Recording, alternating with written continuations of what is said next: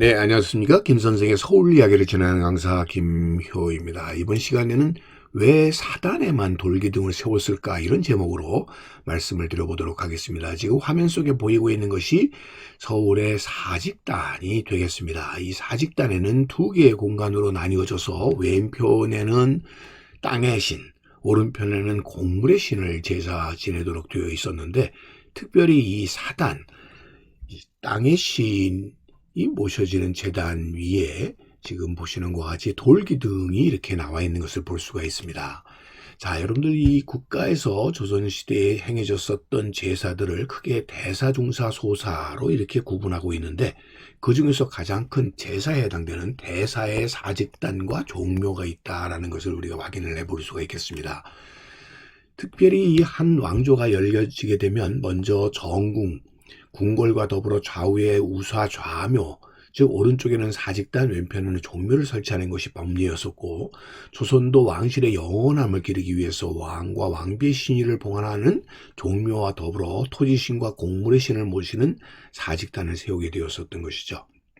그래서 사직단의 동편에는 사단, 서편에는 직단을 세우도록 이렇게 되어 있었고, 사단은 토지신을 위한 제단으로서 국토의 안녕을, 직단은 곡식신을 위한 제단으로서 곡식의 풍년을 빌어 백성의 살림과 국가 경제를 기원하는 하나의 제사 공간이었다라고 보시면 되겠습니다. 그래서 서울에서 이 법궁에 해당되는 경복궁의 동쪽에 태묘, 즉 종묘를 두게 되었고요. 서쪽에 사직을 두었었다라고 하는 것을 이 지도에서도 확인을 해볼 수가 있겠습니다. 그래서 사직단의 기본적인 이 틀을 이 그림에서 확인해 볼 수가 있겠는데요. 지금 제단 속에 두 개의 제단이 사단과 직단으로 이렇게 되어 있었고, 그 사단 속의 표지 속에 여러분들이 이렇게 돌기둥이 세워져 있었다라는 것을 이 그림에서도 확인을 해 볼 수가 있고요. 실제적인 사진에서도 여러분들이 이렇게 두 개의 제단과 더불어 여러분들 여기 지금 보시는 것 같은 돌기둥이 있다라는 것을 알 수가 있고, 이것이 바로 사단, 즉 땅의 신을 제지하는 공간이라는 것이 되겠습니다.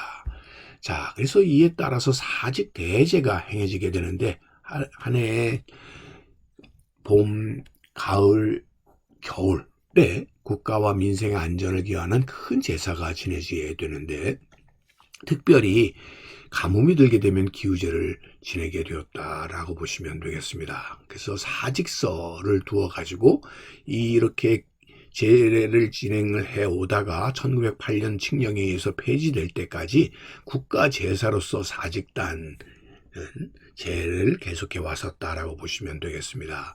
1897년 10월에 대한제국으로 이 국호가 바뀌게 되면서 원구단에서 천지제를 행하게 되면서 이 사직단의 지위도 이렇게 격상이 되게 되었었지만, 일제에서 대한제국이 강점되게 되면서 그 기능을 잃어버리게 되었다라고 보시면 되겠습니다.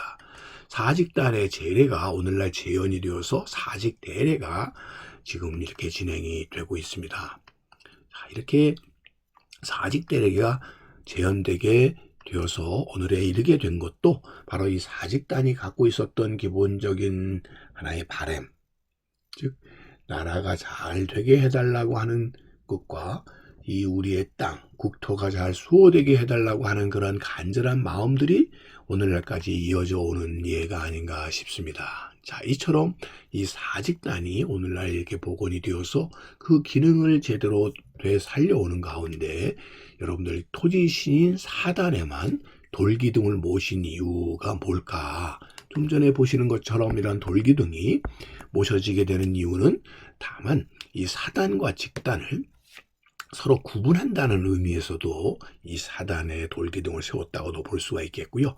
서리, 이슬, 바람, 비와 같은 이런 물의 기운이, 소위 천지의 기운이 이 사단의 통하라고 하는 의미에서 이루어졌다라고 볼 수가 있겠습니다. 지금 이 지도에서 보게 되면 종묘와 더불어 사직이 표시되어 있는데, 사직이 이렇게 위치적으로 볼 때 북서쪽으로 되어 있고, 거기에 제단이 만들어지고 있었다는 것을 이 지도에서 우리는 확인을 해볼 수가 있겠습니다. 이것이 정북에 해당이 되는데, 비해서 이렇게 방향이 틀어졌다라고 볼 수 있는데, 즉 이 8궤에 의하면 이 하늘에 해당되는 건이라고 하는 것은 방위적으로 볼 때 북쪽이 아니라 북서쪽이라는 것을 알 수가 있겠고요. 이 북서쪽의 하늘의 기운이 다양한 구름이라든지 안개라든지 이슬이라든지 눈이라든지 비라든지 이런 다양한 형태를 띠어서 땅에 내려지게 되고 그 땅에 내려주는 곤에 해당되는 것이 남서쪽에 해당이 된다는 거죠.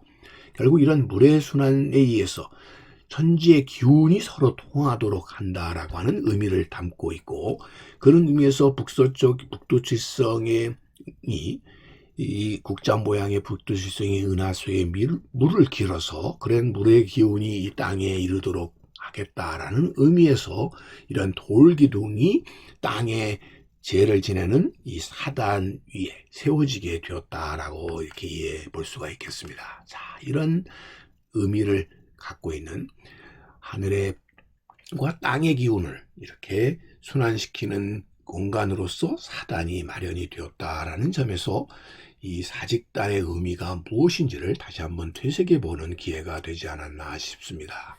한때 이렇게 황폐화되어서 그 기능과 의미조차 이렇게 상실되어 버렸었던 시기를 거쳐서 이제 오늘날 이러한 사직단의 제례를 재현해서 토지의 신과 곡신의 신에게 제사를 지내는 이런 것들을 재현하는 것 또한 우리가 전통적으로 생각해 왔었던 천하관과 이런 경제관을 이어보겠다라고 하는 의지를 반영하고 있는 것이 아닌가 싶습니다.